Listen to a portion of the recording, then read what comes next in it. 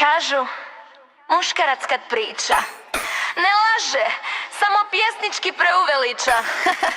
A kad obeća, ma to ti je kao prognoza vremena, lijepo zvuči, nikad se ne desi. Priča, brate, kiša riječi pada. Istina mu svijetli z 0,0,0,0,0 Konstanto nula grada. Obeća mi Balkan, svemir, ljubavi i apartmana.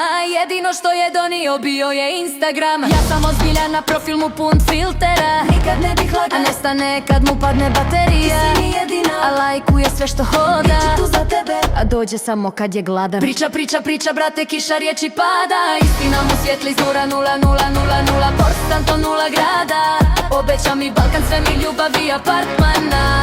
Jedino što je donio bio je Instagram. Magistar od obećanja, doktor od nestajanja, specijalizacija doći ću sutra, nauka od izbjegavanja.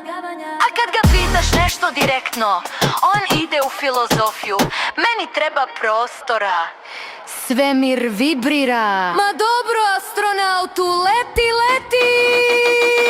A mi žene samo gledamo i znamo formulu.